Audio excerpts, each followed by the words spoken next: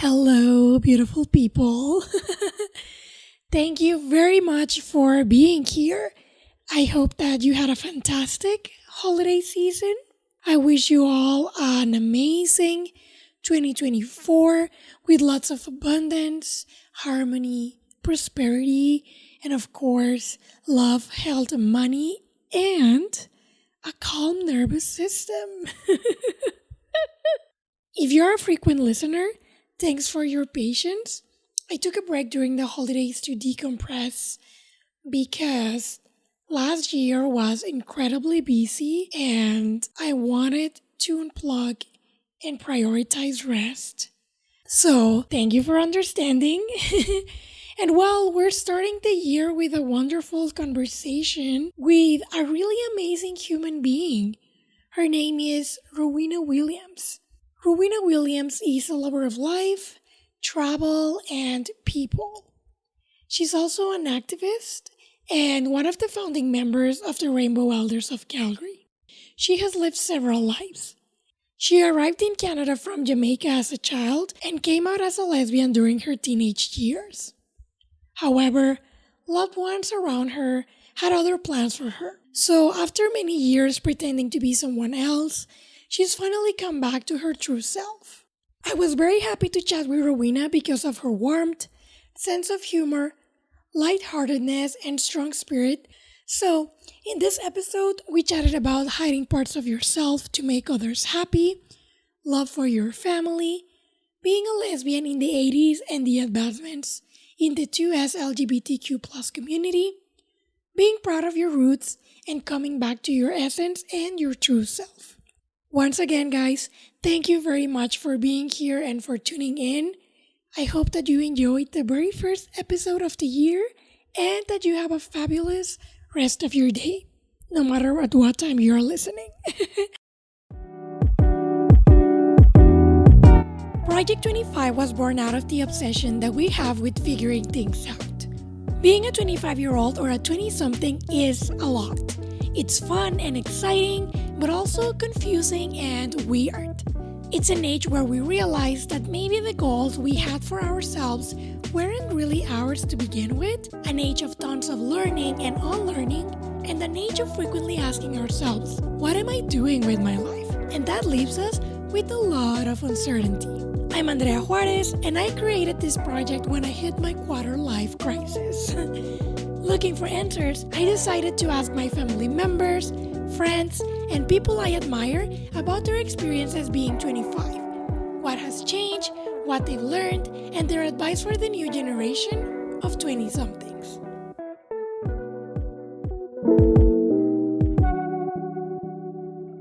Thank you very much for being here and for opening your home to me, for welcoming me. We've planned this since last year. Yeah, but I didn't give up. Right. I was shocked when you called and going, I remember her. Yeah, let's do it. Yeah, thank you for picking up the phone. Yeah. I'm like, once I'm not busy or a thing, I always pick up my phone. I'm not one of those people who see my phone ring and then not answer it. Yeah. I don't do that.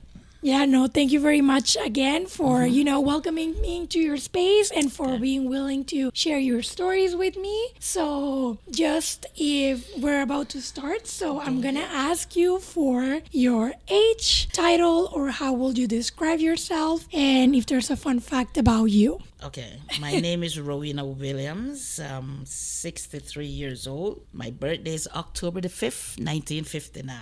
Yeah, I feel like 46. Anyway, so I go by she, her, and I'll describe myself. I'm a fun-loving, outspoken, obnoxious. I love that. I can be so obnoxious at times. It depends on the personality and the person approach. But I'm fun-loving. I love life. I love people, real people. I love to meet people from different backgrounds. And I love to travel. But I haven't done that since 2020. But I do love to go different places and see different cultures and stuff like that. And yeah. That's awesome. What has been your favorite place you've ever traveled to? one of my favorite places, St. Vincent's. And it's in the Caribbean. It was so awesome. I've been to Cuba too, but Cuba was a little bit restricted because you only could go the distance. But with St. Vincent, you get to travel, like the island. You could go and do whatever you want, climb a tree, whatever. But Cuba was beautiful, don't get me wrong, but because this was like back in the 80s, so they had their restrictions, but I still had fun. And the thing is, you could leave your stuff anywhere and go back and it's right there. Yeah. Nobody would take it, know. So it's, that's... Thank you for sharing that. Yeah. And now I'm going to ask you, because you were talking about how you love to travel. Yeah. So I'm curious, what did you do when you were 25? Well, when I was 25, I was married. Can I start to the marriage? Or when I was 25, I was married, I knew I was gay at the age of 17. I came out at 17. And when I came out, my dad said, no, he doesn't want me going down that road, because if I go down that road, then he wouldn't have kids. He wouldn't get grandchildren from me. And I am one of his strongest daughters. I have 4 brothers and 4 sisters, okay? Oh, wow. 5 girls, 5 boys. Wow. 5 girls, 4 boys. 9 of us all together. So that was 17 years old. So when my dad said, okay, he give me time to whatever, because, I finished high school at the age of 16 when we had grade 13 back then. And when you did grade 13, it was like college. Like, it's straight from grade 13 to university. But I wanted to be a lawyer, but they couldn't afford to send me to university. So I took time off from school because I finished grade 13. But then he didn't see any changes, Instead, I bring in boyfriends. I was bringing in girlfriends. So he said, no.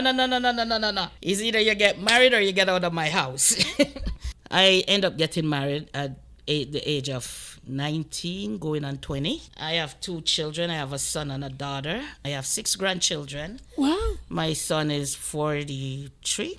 And my daughter is 40. My oldest grandson is 22, and the youngest is 9. And and at the age of 25, I was married, living with my husband and the children. And I still do what I wanted to do. I go places. When I want to go to the States, I used to travel to the States to buy clothes because it was cheaper back then. Me and a bunch of friends would drive down on the weekend and go to Pennsylvania, Detroit, or Buffalo, or straight into New York City, Flatbush Avenue. I would buy jeans for like maybe $5 that you'd pay $50 here, So we decided to buy and sell, like we'd buy in Bongo and bring it back to sell it to people who would pay $20 instead of $50, right? Because we only paid $5, right? So I was still 25. I was still free spirit, because 25 is still young, right? But I was married with kids, and my husband knew who I was, but he didn't believe it. When my dad told him, he thought it was a joke, that I was gay. And he said, I'm a Jamaican, you can't be gay, because in Jamaica they kill us, they burn us to death.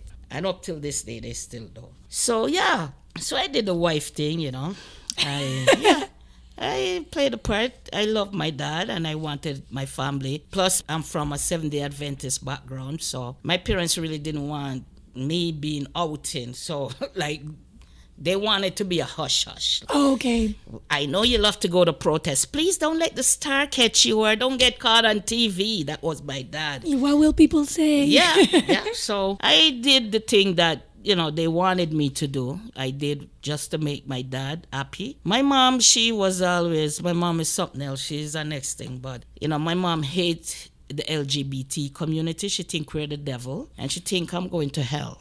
And she always said she give birth to the devil. So when my mom see me, she see the devil. Up till this day, So I don't have close relation. I'm an outcast, actually, by my family, my biological family, because of my sexuality.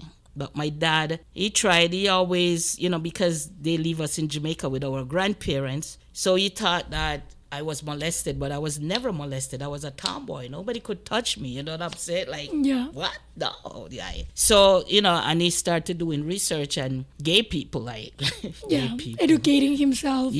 And what would cause it and stuff like that. Then I realized that it's me. Because ever since I was a kid, I didn't want dolls to play with. I want gun. I ride bicycle. I climb trees. I build kites. I build an handcart. I did everything a guy could do and better. So then my dad started realizing that it's real and it's genetic. And my mom started arguing because he's saying to my mom that he doesn't have it in his side of the family, so it must be coming from her side of the family. But in the end, we find out that it was coming from my mom's side of the family. Yeah. It was. I have uncles and aunt that are gay in England. So yeah, that's a little piece of my story for 25 years. Yeah. Well, we have a lot of questions to go over, if that's okay. But besides that one, so now you're telling me, 25, you already had a family, and you were playing the wife part. Mm-hmm. But I also want to ask, what was in your mind back then? What did you think when you were 25? Well, I was always gay. In my mind, party. I'm a party person. I was flamboyant, and I was always out with different girls when I get lucky, I always just want to have fun. I was just that party person. I did a lot of clubbing too, yeah. And now when you're saying that, the next question is a little bit broad because it can be like different aspects of your life. But from when you were 25 to this day, what has changed in the world, in yourself, in your environment? Oh my goodness, a lot of change. Wow. Like from 25 to now. First of all, these LGBT community advanced a lot because back then it couldn't be as out as you are. You always have to be in the closet. But we always could tell each other when we see each other. Like, I don't know if it's a magnet or what, but we could always detect. Even with me, if a girl is in a high heel and lipstick, and I could say, hey, you, yeah, and boom, yeah.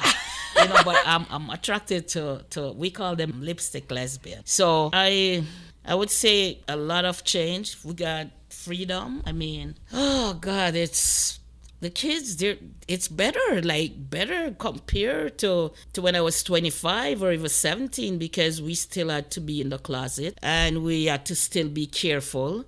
And even if we're gay, we couldn't be outright with it like, oh, we are right now. Yeah. Everything had to be like private and hush-hush. So I see where the LGBT has grown, and now they have more privilege than what they had maybe say 30, 25 years ago or more. Yeah.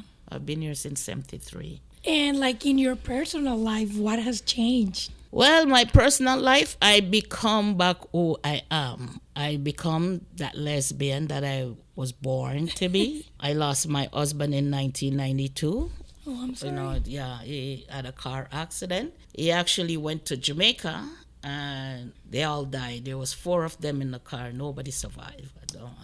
That happened in Jamaica. He went to visit his mom and his family, and that's how that ends there. But what changes that I actually live in the life that I am, that who I am, a lesbian, a born lesbian. It's not by choice. It's me. And I have no regret having my children because they're awesome. I grow them with an open mind. And that's awesome. My son doesn't too like me being gay.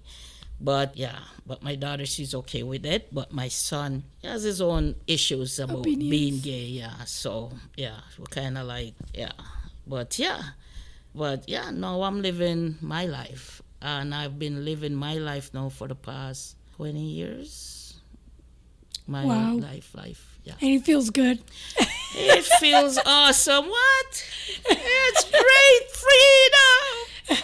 The kids are growing. They finished college. They did their grade 12. They got their big job. They're married. They got their own kids. And they're good. And, they'll call, Mom, are you okay? Do you need this? Yeah, they're good. They're good. They don't bother me and I don't bother them. Christmas come, if I want to go and they invite me and I feel like going, I'll go. Yeah. Yeah, the family is big. As I said, I'm from a very large family and they're very close. Yeah. So, That's wonderful. Yeah. I'm happy to hear that. Yeah. And I also want to ask you, so things have changed. Yeah. And I want to ask you now, from when you were 25 to this day, how have your beliefs changed and what you do? So right now, where do you dedicate your time in, and what do you think now compared to when you were 25? Has anything changed, or do you still have like the same core beliefs? A lot change, Right now, I'm not working. I'm a heavy equipment operator. I drive from Escalade to bulldozer to packer. I used to work on roads and build sidewalk. I used to help to do those. But when my knees start hurting, that's when my doctor said this is it, because it's bone and bones. And this happened in 2019. So, yeah, I haven't worked since 2019. I know we chatted a little bit about, what has changed in the world, in yourself, but what has been your biggest challenge and how do you deal or dealt with it? The world has changed with COVID. I mean, COVID Yes. changed the world big time. Like, to me, it's like the world stands still. I remember where I was on March the 11th, and we were told to go home and not to come out, and we were wondering, like, what the heck is going on? Is there a nuclear thing? Is there a war coming or what? Like, we were all confused. And we did this in respect to the law of the land. And we thought it was going to be for a week or a couple of Yes. months, but it took years. really And then after I have been in my house, I couldn't go anywhere unless I'm going to the doctor's office or going on the pharmacy. You couldn't even go. They bring your medication to you. And then here you come telling me I have to take a vaccine. Like, hello, what am I being vaxxed for? And what was going on out there when I was in here? And you couldn't go anywhere unless you were a nurse, a police officer, or a firefighter. Yeah. You understand? So then after that, I'm here. I can't touch nobody. I can't hug nobody. I have to wear a mask. I have to sanitize every day. Now, where the hell am I going to go to catch germs? Like, where do I catch a disease? Like, no, that is a next big puzzle for me. Mm-hmm. And a lot of people die. My daughter almost died. Oh, I'm sorry to hear that. Yes, and I was very angry. Very, very angry. And the reason why she's a nurse. She works in a lab. She does blood and pee and poo. She's a lab technician where she tests the blood. And it almost killed her. And I felt her pain. I was angry. Because what the heck is that? And she's a healthy person. Like, all she had was a shot because she's complying to their rules and their regulation. So that's a next big change that I see. And then everybody had this phobia and this fear of touching. Even if you sneeze, it was like, oh my God, what is coming out of her? Is that contagious? Yeah. Normally Get people... the kind of like paranoia. Yeah, paranoia. That's the word. Paranoia, exactly. So that's a big, big change. My biggest challenge is racism. I'm going to be honest. Still is until this day. And especially in this community here. But we end up cultivating this East Village here. Yeah. Like, before, if you know the neighborhood, these buildings wasn't here before.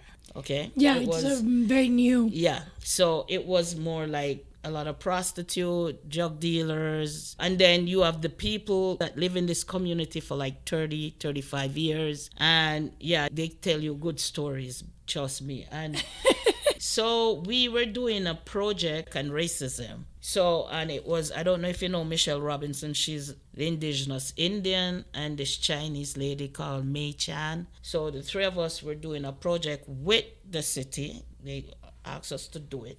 Wow. Because I'm telling them that racism is real, because I experience racism every day, everywhere. So when we get the survey together and we start doing the survey here, 95% of the people in this neighborhood were racist. They tell me straight up, Ro, if it wasn't for you, I wouldn't be talking to you. Oh my God. So yeah, and the racist one, this is what I like. I like when you tell me that you're straight up racist. I don't like black people. I know where to go with you. So I buy if you don't want answer fine, because I know you don't like me. Yeah. The ones that I don't like is the ones that hate you, embrace you, and stab you in the back. I don't like those ones, and they're more than the one that tell you to go F yourself. So I decided to go out on the train and the bus to do this survey, and that's what I did. And the feedback that we get, it was amazing. We realized that Calgary is freaking racist, and Yeah. Yeah, I've heard some. So that's good one of things. my biggest things. Now I want to ask you kind of like the opposite question. Okay. So, if you could share about a time in which you succeeded, what happened, and what do you do? Whatever success means for you. Well, I don't know if this is success, but it was success for me. I was homeless for 7 years Oh, wow. here in Alberta, Calgary. I was living in the Salian, the Salvation Army, for like 6 months, and then they transferred me over to the YWCA because you're only allowed to spend 6 months. I was always working, regardless, and they were charging me, I think, 125 or 175 per month for the room because you're working, you have your own little room, and you get your meal. Like it's cool, it's Yeah. nice, It's like a home away from home, but Yeah, so it's good to a know that shelter. they do that. Yeah, the it's a W. shelter, but it's good. Good. yeah. So I was homeless. And after I did my 6 months there, 6 months here, I had to leave because you're only allowed to stay 6 months. So I had to go out and find a room, which they helped me find a room. But the thing is, I love to cook. I love to eat curry. I love to eat fish. So when I start cooking, the landlords would complain, "What is that smell? Cooking curry, So it was hectic. So I never stay in one place like for 2 months Okay. because everywhere I go, they complain about my cooking and I wasn't eating out. I had to eat my food. I was working hard. I had to take lunch to work and all of this. I couldn't spend money the way I wanted because I Yeah. was struggling. Yeah, Okay? of course. But I wasn't suffering, but I didn't have it like that. But yeah. So anyway, then I applied for Calgary housing. It took me 7 years, and the hell that you had to go through to get in here, like the paperwork, the back and forth. It's like constantly you have to be in the headquarters and all of this. I had a Jeep, a tracker, and one day I'm at work and my phone rings. And they go, "Can I speak to Rowena?" And I said, "Speaking." "Oh, this is Calgary Housing and we have this place." I'm like, "What?" I run to my boss and I said, "Listen, man, I gotta leave right now." He goes, "Who died, Rowena?" I said, "Nobody died." I said, "Remember I told you I'm homeless? Calgary Housing just called me and they said they had a place." You go, girl. You go do your thing, my boss. Oh, God, I Yeah. love him. Ray. So I jump in my car, in my work clothes. When I moved in here, I was paying like $1,500 a month when I first moved in. That was like 8 years ago. So anyway, I came and I said anything as long as it's a one bedroom with a living room, a kitchen, a Yeah. bathroom. It's me. I don't care Yeah. where, what. So when I came and I see it, I signed. I said, yeah. And I just signed the lease. But the thing is, they wanted a down payment, like what you call it? Right away. Yeah. When you pay in the back, they needed $500, and I didn't have that. The only thing I had was my Jeep. So I go to one of my friends that I know, thought he was a friend, and I asked him to loan me $500 until my payday. I used to get paid every week. Yeah. But I'm saving. But the way I'm saving, I can't touch it because it's like a term deposit, right? Yeah. So I only can touch it. And he looked at me and he goes, "So you want to sell the Jeep, eh?" I said, "Yeah, I don't want to sell it, but I need $500. I'll pay you next Yeah. week. Or if I don't pay you next week, I'll give you half next week and after that." He goes, "I'll make a deal with you." He goes, "Sell." I just put a brand new motor in my car, a brand new motor and brake shoe. So it's up to par. Like I keep my car up to par. Yeah. But it was an old model standard and it was solid. Like it was a 1992. And he goes, "I'll give you $1,200. I said, "It worth more than that. I just put in a." He goes, "Come on, you need the money, don't you? Don't you want your own place?" And Andrea, I said, "Give me the money, take the car." I said, "Okay, can I make a deal with you?" He goes, "What?" I said, "Okay, when I get back the money, can you give me back my car?" And he goes, yeah, let's sign to it. When I got that 12, I got my what you call it, the income tax. Yeah. And I tried to get my car. He said, "No." He said, "I'm not giving you this. Deal is a deal." I go, "But we signed that when I have the money, I can." He goes, "That's only paper. That's not a receipt. Anybody can write that," he said. Oh. So I don't know if it makes sense to the question you asked, but that was my success, like coming from out of homelessness to here. That's a success to have my Of own course. place. Yes. And I'm still here. To me, that is my success. But although I had other things, but that had to do with my husband and my kids, that's way back then. But this is for now. This is what happened in 2016, 2015. Oh wow, yeah. Yeah. So from 2016 to now, this is what happened to me. Yeah. Like, And you're living comfortably. yes, Yeah. I can see that. I mean, I don't have big fancy furniture, but it's home. Exactly. Yeah. Yeah. You always need a place to call Yes, home. yeah, Thank you for sharing that anecdote. yeah. And now I want to ask if you could share a time in which you failed, whatever that means to you, and what happened, how did you handle the situation, and what did you learn? The only failure I can think about is my girlfriend. And yeah, we've been together for like 10 years, and we're always talking. Like, my mom knows about her, my family knows about her, everybody knows about her. Yeah. So we decided to go to Trinidad. I think it was 2013 before I got here, right? Around 2013, because I came to Alberta 2009 from Toronto. Oh, okay. Yeah, I relocated 2009. I've been here 50 years. I came to Canada in 73. I was a child. My parents bring 8 children from Jamaica here. Anyway, so we decided to go visit her family in Trinidad, right? And I always say, does your mom know about you? Like, does your mom know about you being gay and all this? She goes, yeah, my mom knows. Everything is cool. So she said, it was Christmas, so I work hard, and she said, let's go to Trinidad, let's go meet my family. Andrea, I went. The first time, as her mom see me, her mom called me it. Like IT. And I turned to her and I go, what does she mean by it? And she said, oh, don't mind, because Jamaican and Trinidad, we speak different, but if we listen carefully, we can understand each other. So anyway, everything was good. We eat, we drink, but her mama always give me these little eyes, like, them curious little eye, like, Who is she this a man, is she a person? woman, those kind of lookers. Okay. Who is she? Like, what's going, are they friends? So anyway, we went there for 2 weeks. So anyway, one Sunday, we went to church because her mom is a pastor, and we went to church. So after church, her mom decided she want to have a conversation with me, like, she want to get to know me better. And I said, Yeah. okay, so I feel good because I said, well, She wants to meet she me. wants to meet her daughter-in-law, so she started talking. She asked me what I do for a living. I told her I operate heavy equipment. She goes, oh, that's a man's job. I go, well, yeah, I like challenging work. I like to get dirty, and that's what I enjoy doing, and that's what I like. Yeah. So she goes, so how did you meet my daughter? I said, well, it's weird because I just see her walking down the street, and as I see her, it's like, wow, who is this? She looked like a champion, eh? It's like she really looked like she was on the other side of the street. And as soon as me and her, I make for I go, damn it. As soon as I say, damn, in my mind, she crossed. I said, Jesus, she crossed. And this is me talking to her mom, eh?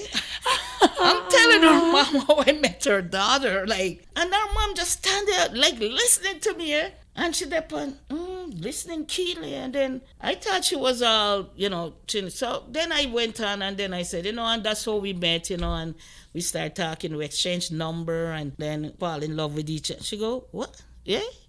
I said, yeah, I want to marry to her too, I want us to be. She goes, what? You crazy? Married to my daughter? Okay, 2 women get married. This is her mom, right? Trust me, Andrea, whole family, like, I'm from Canada and I'm in Trinidad, being gay, didn't know my partner, didn't tell her parents or her family about us, because if I had taken her to Toronto, she'd get a warm welcome. I had to leave and go to one of the auntie took me in. Yeah, it was like, what? Like, excitement. She got upset with me because she wasn't there. It's just me and her mom was having a conversation. She got upset with me for telling her mom about us. But you lied to me. You said she your mom told knew. you guys. Your mom knew Yeah. about us. Yeah. That's a failure right there. I was shocked. I was disappointed. She felt like I shouldn't have told her mom because I did know her mom well enough. I said, well, you freaking lied to me. You told me that your mom knew. Yeah. We never talk about this, not once, not twice, but I always ask you if your parents know, if your mom, because her mom is always calling, saying hi to me on the phone. Like we talk good on the phone until she actually see me in real, and it wasn't welcoming thing, right? I would consider that. And me and her has been like, it hasn't been the same since then. Okay, but we still talk, and she spent most of her time. Like, she would be in Trinidad for 6 months, and then as soon as she comes back to Canada, the phone would ring, her mom has an heart attack, and she has to fly back down. This keep going on ever since then, and it hasn't stopped. So her mom died last year, so now she's there because her mom has a church, and they had a shop. So I guess her mom left everything in her name because she was the one who was actually taking care of certain things with the mom. So she's the same, she's back and forth. So that kind of put a damp on the relationship. Yeah. And it hasn't been the same. So I said that's a failure. I talk too much, don't I? That's okay. No. That's what I don't know podcasts if it are makes for. sense, but it felt like a failure. It's you. my failure. It's a failure. And we're talking about the no, like no, right? So she's in Trinidad now. Now the brother gets sick, she had to go down. So like anytime anything go wrong, she have to fly. So that's my failure. Like, I don't know if I'm on track but yeah. No, thank you for sharing it. We all have different experiences. And sometimes what a lot of people have told me is that the failures also serve as lessons that we can learn. Well, the lesson I learned, not to trust anybody. That's the lesson learned. Yeah. And anything anybody say to you, it's not always the truth. All right? Yeah. That's my lesson learned. Do not trust. Not even your partner, because they're liars. That's me. Yeah, that's it. Next question. Thank you, Rowena. Now I want to ask you, what has motivated you or what motivates you? What motivates me is me. I love that. Me motivate me because when I was in Toronto, I had my mom, I had my brothers and sister. So things wasn't challenging as when I came here. My mom always used to tell us that we were lucky. We were so fortunate. But I never understand it because we used to get name calling like the N-word, and there's things that I wanted to do I couldn't do. I wanted to be a lawyer. I couldn't go to university because they claimed that they were rich with both incomes together. They could afford to send me, which they know they damn can't send me because they were doing the wrong kind of calculation. But anyway, when I came to Alberta, I realized life. I didn't know what homelessness was, and I didn't have any friends. And it's like me and I and myself. It's me, myself, and I. I met a few good people along the way that point me in the right direction, like even from the Sally Ann, and I end up doing a life skill. I was trained I did a life skill to know exactly how Calgary is, because it was a province different from Toronto. Yeah. And it was in Toronto for like 36 years, so it's a different old layout. So I went back and I educate myself. I get to know the city, the rules and the law, and abide by them. And so I would say I motivate myself by getting to know, ask questions, read a lot, spend a lot of time in the library. Yeah. You have it here, very close. Yeah, it used to be at the thing. Yes. Right at the Macro. Yeah. They just bring it across the street. So, and I used to take the bus and get lost and find my way. It's me. I motivate me. I know who I am, what I am, and I know where I want to be 5 years from today. Yeah. I do have an aim and a goal. I hope that answers your question. Yeah, no, definitely. Thank you for sharing, because I'm actually going to ask you now, because you said that you know what you're going to do in the next 5 years. And now I'm going to ask you, what are your goals or plans for the future? Well, I want to travel the 7th sea. I would like to travel the world. I want to be an explorer. I would love to have a lot of children around me so we can tell. I like to tell story. You can tell. Yeah. So I like kids. I want little children so I can sit and tell them stories, real stories. Yeah. Some would make them scary and some would make them go, because I'm telling them my experience and my journey. Yes. Because my life is a journey. Yes. And my life is an experience. So, yeah, I would like to travel the world and meet kids. When I get much older and think, I want kids around me. Kids anywhere between the age of 5 to 12. So what thinking they can think, although you have some 2-year-old very smart, but if I see them I'll grab them too. But yeah, I just want to sit and just listen to them, ask questions and share my thought, because listen, kids can teach seniors. Yes. A lot of parents whom I've interviewed, they say that their children have taught them a lot. Yes, Yeah. kids are smart. Yes, they especially are. these ones born with computers. We have to think. They just go, and Google this Siri. We had to go, But these guys, they just take up the phone or take up the computer. Okay, it's bop, bop, bop, bop, bop, bop. Okay, how did you know that? It's right there, Mom. Okay, fine. Yeah. Yeah. Getting stuff done. Yeah. If the next question is going to be, what do I have to tell the kids, is just tell them to be themselves. Love themselves, Let your thinking, let your mind be yours and nobody else. And listen to your heart and your mind, because whatever the heart or the mind says, and always love you. And if you don't love you, you can't love nobody else.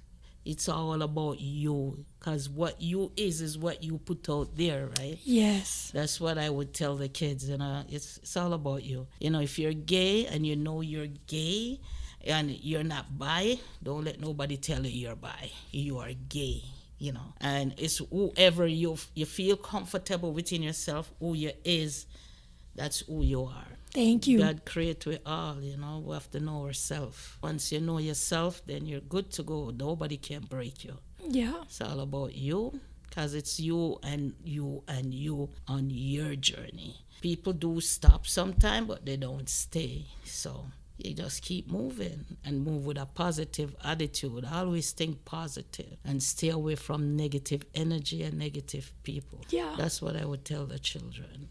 Thank you, Rowena. I do have 2 more questions. Go ahead.